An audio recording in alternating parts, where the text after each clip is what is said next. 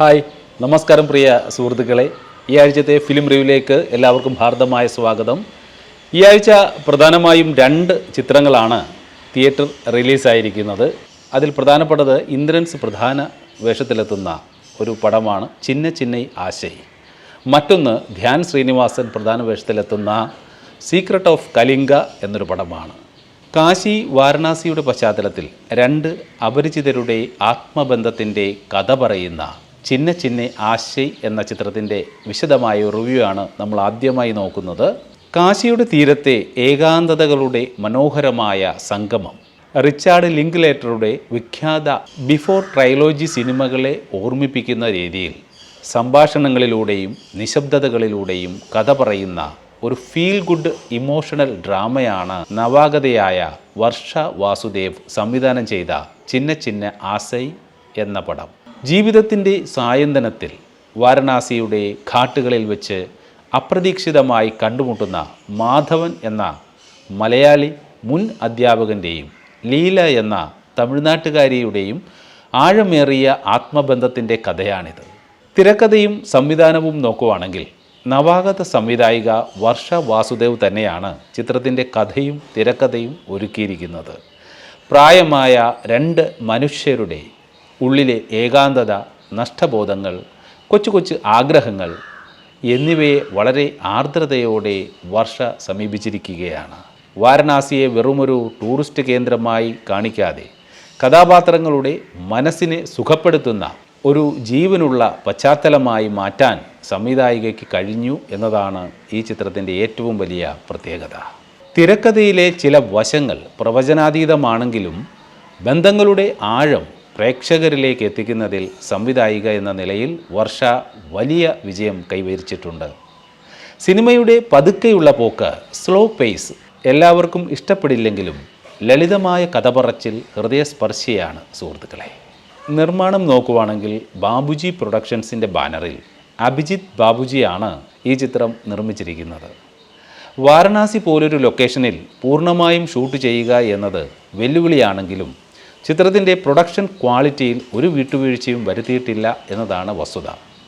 വാരണാസിയുടെ യഥാർത്ഥ സംസ്കാരവും ഭംഗിയും ചോർന്നു പോകാതെ സ്ക്രീനിലെത്തിക്കാൻ നിർമ്മാതാവിൻ്റെ പിന്തുണ വ്യക്തമായി കാണാം. അഭിനേതാക്കളുടെ പ്രകടനമൊക്കെ നോക്കുവാണെങ്കിൽ ഇന്ദ്രൻസ് ആണ് മാധവനായി എത്തുന്നത്. ഇന്ദ്രൻസ് എന്ന നടൻ്റെ കരിയറിലെ മറ്റൊരു നാഴികക്കല്ലാണ് മാധവൻ എന്ന് പറയുന്നതിൽ തെറ്റില്ല.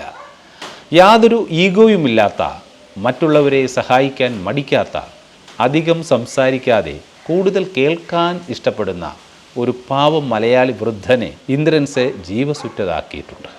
അദ്ദേഹത്തിൻ്റെ നിഷ്കളങ്കമായ ചിരിയും കണ്ണുകളിലെ ഭാവങ്ങളും ചിത്രത്തിൻ്റെ ഏറ്റവും വലിയ പോസിറ്റീവ് ഘടകമാണ്. മധുഷ അഥവാ മധുബാല ലീലയായിട്ടാണ് വന്നിരിക്കുന്നത്. തൻ്റെ കരിയർ തുടങ്ങിയ റോജയിലെ പ്രശസ്തമായ പാട്ടിൻ്റെ വരികൾ ചിന്ന ചിന്ന ആശൈ തലക്കെട്ടായ സിനിമയിലൂടെ മധു മലയാളത്തിലേക്ക് മനോഹരമായ ഒരു തിരിച്ചുവരവാണ് നടത്തിയിരിക്കുന്നത്. ടൂർ ഗ്രൂപ്പ് നഷ്ടപ്പെട്ട് സാധനങ്ങളെല്ലാം മോഷ്ടിക്കപ്പെട്ട് കാശിയുടെ തീരത്ത് ഒറ്റപ്പെട്ടു പോകുന്ന ലീല എന്ന തമിഴ് സ്ത്രീയുടെ സങ്കടങ്ങളും പിന്നീട് മാധവൻ്റെ കൂട്ടിൽ അവൾ കണ്ടെത്തുന്ന സന്തോഷവും മധു അതിമനോഹരമായി അതീവ നിയന്ത്രണത്തോടെയാണ് അവതരിപ്പിച്ചിരിക്കുന്നത്. മറ്റ് കഥാപാത്രങ്ങളിലേക്ക് നമ്മൾ നോക്കുമ്പോൾ അപർണ ബാലമുരളിയാണ് മറ്റൊന്ന്. മാധവൻ്റെ മകളായ ജാനകി കഥക് നർത്തകി കൂടിയാണ്. ആ കഥാപാത്രത്തെ ചുരുങ്ങിയ സീനുകളിൽ വന്ന് കയ്യടി നേടുകയാണ്. അച്ഛൻ്റെ സന്തോഷങ്ങൾക്ക് കൂട്ടുനിൽക്കുന്ന മകളായിട്ട് താരം തിളങ്ങിയിട്ടുണ്ട്.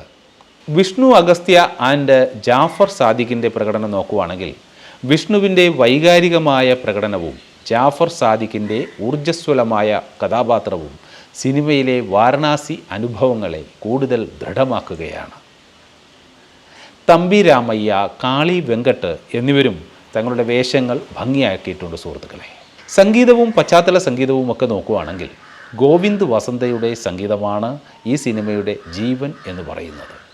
വാരണാസിയുടെ ഘാട്ടുകളിൽ മാധവനും ലീലയും നടക്കുമ്പോൾ പശ്ചാത്തലത്തിൽ ഒഴുകിയെത്തുന്ന BGM പ്രേക്ഷകരുടെ കണ്ണ് നിറയ്ക്കും. സംഭാഷണങ്ങൾ ഇല്ലാത്ത പല രംഗങ്ങളിലും കഥാപാത്രങ്ങളുടെ വികാരം പ്രേക്ഷകരിലേക്ക് എത്തിക്കുന്നത് ഗോവിന്ദിൻ്റെ മാന്ത്രിക സംഗീതമാണ്. ഛായാഗ്രഹണത്തിൻ്റെ കാര്യമെടുക്കുകയാണെങ്കിൽ ഫായിസ് സിദ്ദിഖിൻ്റെ ക്യാമറ വാരണാസിയെ ഒരു മനോഹരമായ പോസ്റ്റ് കാർഡ് പോലെയാണ് പകർത്തിയിരിക്കുന്നത്.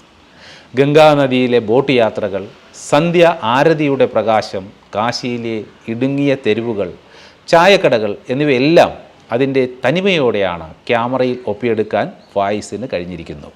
എഡിറ്റിങ്ങിൻ്റെ കാര്യം എടുക്കുകയാണെങ്കിൽ ഒരു ഫീൽ ഗുഡ് മൂവിക്ക് അനുയോജ്യമായ രീതിയിലാണ് റെക്സൺ ജോസഫ് ചിത്ര സംയോജനം നിർവഹിച്ചിരിക്കുന്നത്. എങ്കിലും രണ്ടാം പകുതിയിൽ ചില സബ് പ്ലോട്ടുകൾ, പ്രത്യേകിച്ച് തമിഴ് അസോസിയേഷൻ ഭാഗങ്ങളൊക്കെ നോക്കുമ്പോൾ അല്പം കൂടി ലളിതമാക്കി സിനിമയുടെ ദൈർഘ്യം ഒരു 15 മിനിറ്റ് കുറച്ചിരുന്നെങ്കിൽ ചിത്രം കൂടുതൽ ദൃഢമാകുമായിരുന്നു എന്നതാണ് എൻ്റെ അഭിപ്രായം. തിയേറ്റർ പ്രതികരണവും പ്രേക്ഷക അഭിപ്രായമൊക്കെ നോക്കുവാണെങ്കിൽ ബുക്ക് മൈ ഷോ പോലുള്ള പ്ലാറ്റ്ഫോമുകളിൽ 9.6 ഔട്ട് ഓഫ് 10 റേറ്റിംഗുമായി മികച്ച പ്രതികരണമാണ് ചിത്രത്തിന് ലഭിച്ചുകൊണ്ടിരിക്കുന്നത്. തിയേറ്ററുകളിൽ നിന്ന് ഇറങ്ങുന്ന പ്രേക്ഷകർ ഒരേ സ്വരത്തിൽ പറയുന്നത് ഇതൊരു ശുദ്ധമായ ഫീൽ ഗുഡ് അനുഭവം തന്നെയാണെന്നാണ് പറയുന്നത്. വലിയ ആക്ഷൻ ബഹളങ്ങളോ മാസ് ഡയലോഗുകളോ പ്രതീക്ഷിച്ച് പോകുന്നവർക്ക് ചിത്രം നിരാശ നൽകിയേക്കാം. എന്നാൽ കുടുംബ പ്രേക്ഷകരും ആഴമുള്ള സിനിമകളെ പ്രണയിക്കുന്നവരും ചിത്രത്തെ ഇരുകൈയും നീട്ടിയാണ് സ്വീകരിക്കുന്നത്. ഇന്ദ്രൻസ് മധു കോംബോയുടെ കെമിസ്ട്രിയും തിയേറ്ററിൽ വലിയ രീതിയിൽ ചർച്ച ചെയ്യപ്പെടുകയാണ്. ചുരുക്കത്തിൽ ഏകാന്തത അനുഭവിക്കുന്ന രണ്ട് ഹൃദയങ്ങളുടെ കഥ പറയുന്ന ഗോവിന്ദ് വസന്തയുടെ സംഗീതവും വാരണാസിയുടെ ദൃശ്യഭംഗിയും നിറഞ്ഞ ചിന്ന ചിന്ന ആസൈ തിയേറ്ററിൽ പോയി കണ്ട് അനുഭവിക്കേണ്ട ഒരു നല്ല സിനിമയാണ്. മലയാള സിനിമയിൽ എക്കാലത്തും പ്രേക്ഷകർക്ക് പ്രിയപ്പെട്ട ജോണറാണ് ഹൊറർ കോമഡി. ആ ഗണത്തിലേക്ക് തികച്ചും ലളിതവും രസകരവുമായ ഒരു ക്യാമ്പസ് പശ്ചാത്തലവുമായി എത്തിയിരിക്കുകയാണ് സംവിധായകൻ സനീഷ് ഉണ്ണികൃഷ്ണൻ. ഒരു കൂട്ടം കോളേജ് വിദ്യാർത്ഥികളുടെ ജീവിതത്തിലേക്ക് അപ്രതീക്ഷിതമായി കടന്നുവരുന്ന ഒരു പഴയ ആത്മാവും തുടർന്നുണ്ടാകുന്ന അഡ്വഞ്ചറുകളുമാണ് ഈ ചിത്രത്തിൻ്റെ പ്രമേയം. തിരക്കഥയും സംവിധാനവും നമ്മൾ നോക്കുമ്പോൾ ചിത്രത്തിൻ്റെ കഥയും തിരക്കഥയും ഒരുക്കി സംവിധാനം ചെയ്തിരിക്കുന്നത് സനീഷ് ഉണ്ണികൃഷ്ണൻ തന്നെയാണ്. ധ്യാൻ ശ്രീനിവാസൻ, അൽതാഫ് സലീം കൂട്ടുകെട്ട് നോക്കുവാണെങ്കിൽ ധ്യാൻ ശ്രീനിവാസിൻ്റെ തനത് ശൈലിയിലുള്ള വൺ ലൈനറുകളും ഒട്ടും തടസ്സമില്ലാത്ത കോമഡി ടൈമിങ്ങുമാണ് ചിത്രത്തിൻ്റെ പ്രധാന ഹൈലൈറ്റ് എന്ന് പറയുന്നത്. ഒപ്പം അൽതാഫ് സലീമിൻ്റെ നിഷ്കളങ്കമായ ഭാവങ്ങളും കൗണ്ടറുകളും ചേരുമ്പോൾ തിയേറ്ററുകളിൽ ചിരി പടരുന്നുണ്ട്. ഇരുവരും തമ്മിലുള്ള കോംബോ സീനുകൾ മികച്ചതായിരുന്നു. റിയാസ് ഖാൻ ആൻഡ് നിതിൻ പരമേശ്വറിൻ്റെ ആക്ടിങ് നോക്കുവാണെങ്കിൽ ഒരു നീണ്ട ഇടവേളയ്ക്ക് ശേഷം റിയാസ് ഖാൻ്റെ എനർജറ്റിക്കായ പ്രകടനമാണ് ഈ ചിത്രത്തിൽ കാണാവുന്നത്. ആത്മാവിനെ ചുറ്റിപ്പറ്റിയുള്ള നിഗൂഢതകളിൽ റിയാസ് ഖാൻ്റെ കഥാപാത്രം നിർണായകമാണ്.